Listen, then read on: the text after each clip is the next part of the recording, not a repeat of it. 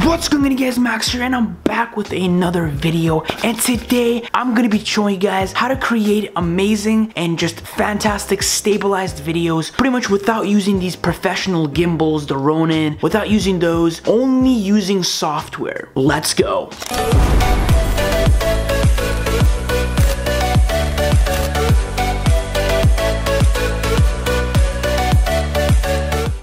How's it going, guys? Welcome back to another video. It's another Friday. Really cold outside right now. It's like minus 30 something. Really cold and chilly.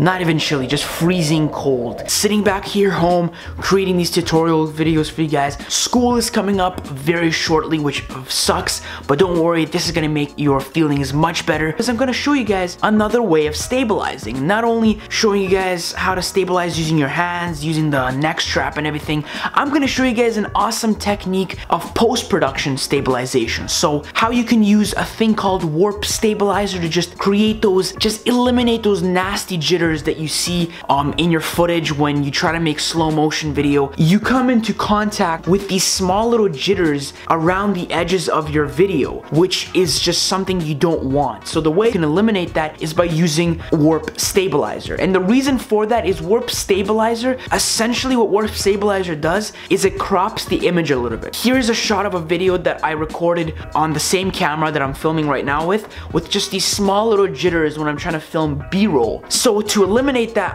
I drag warp stabilizer over top, and essentially what it does is it crops the image, but it takes out that disgusting crop on the edges. So from now on, when you're watching a video, I want you to start from the middle of the video and slowly look at the corners and at the edges of the video. The further away from the middle of the video that you go, from the center of the video, the more jittery, the more unstabilized, the more jumpy it looks. So essentially warp stabilizer crops the very jittery edges of the actual video, and it also does some other software things that I personally don't even know, and it kind of helps it sort of stabilize a little bit more. But if you're thinking, oh, this is gonna save me if I have like these Justin Bieber concert iPhone shot film videos where you're just jumping up and down going crazy and you just want to stabilize those, or if you're trying to film in a car while it's bouncing and you can't, and like you're just bouncing, or you had too many cups of coffee and you're shaking from, like you're literally going nuts and you're shaking, but you have to film something, you have to film that second even though you're jittery as hell. Warp stabilizer helps only if it's small jitters. If it's big jumpy jitters, don't even expect it to help. It would honestly make the video just look even worse. So pretty much in a second we're going to be heading to the computer and I'll show you exactly how to apply it, so how to drag it on. I'll also show you what nesting is and why I think it's important to put nests before you put any sort of like effect on your videos, because it could really improve workflow, and when you save your video and you come back, you can't undo it. So if you don't put nest or adjustment layers, it's literally kind of technically embedded into your video. So putting a nest or adjustment layer is important. I'll show you how to do that as well. But here is a message I wanted to say quickly before we get onto that. The message is pretty much, I'm not being sponsored to say this, but I do really recommend anybody to get Adobe Creative Cloud. It's amazing. It gives you the whole array of Adobe products. You can either get only one or two softwares. I recommend getting the full package. It gives you all the possibilities. You can edit videos, which we do here. You can edit photos. You can use Photoshop to manipulate photos. You can create animations, intro animations, 3D animations. In After Effects, you can create 3D designs, like if you want to create a building, or if you want to create a, I don't know, like a knockoff of an Apple iPhone, you can do that on the 3D modeling thing using Adobe. I really recommend picking up Adobe, especially for students. If you're trying to get into the photography, the video, the design, the production levels, I definitely recommend picking it up. It's at a good price. It's around $20 to $25 a month as a student. I think it's usually for college students. I think even if you're in high school, you could probably do that too. So you get all the programs, and it's just an amazing workflow that I wouldn't be able to create videos that I do or photos that I do now without Adobe. So definitely check it out. I'm not being sponsored to say this, but definitely go check them out. But let's continue with the video. Okay guys, okay, so now as soon as you get onto your computer, obviously open up Premiere Pro, pick the footage you guys want, and then now I'm gonna show you guys what to do to drag on the warp stabilizer to put it over top of the actual video. So choose your video, whatever it is. Let's just say this this one right here. Okay, I dragged the video down into the actual timeline. Now you picked your video, you did the in and out point, you put the footage that you want to use now. Now go to the effects panel up here, and as you can see here, the effects panel,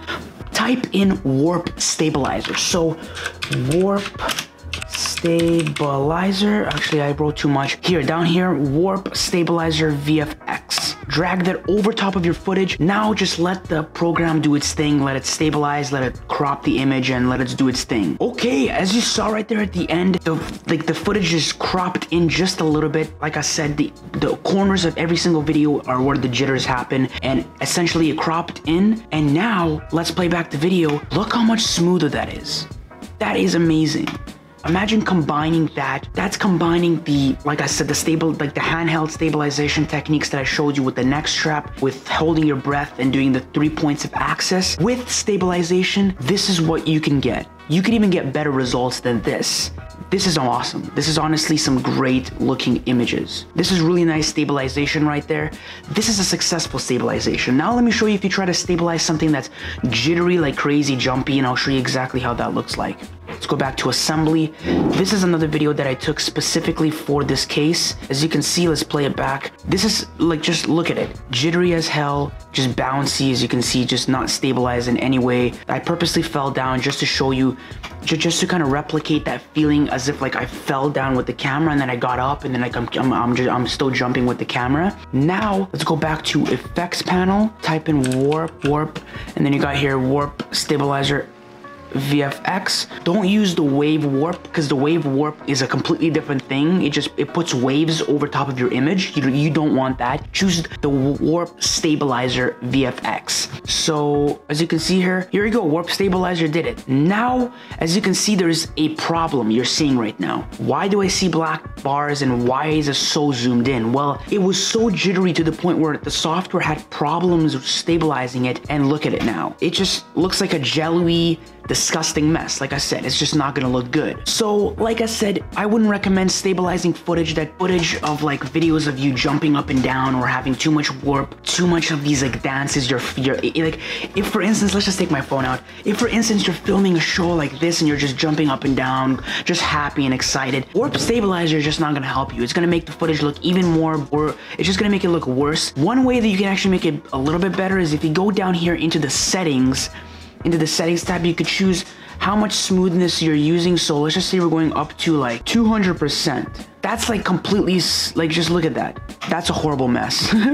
Go back to that, and there are other stuff like methods. So you can have, so the subspace warp is pretty much incorporating the 2D stabilization, 3D stabilization, and the 1D stabilization. So it's incorporating all the stabilization that Premiere Pro is doing. It's putting it all in one and combining it all together. For instance, let's say I just want to have the perspective stabilization. Then it just eliminates all of the other ones and it just puts the perspective version instead of that. Let's just say we want no motion, which this is going to make this video look even worse. That is just...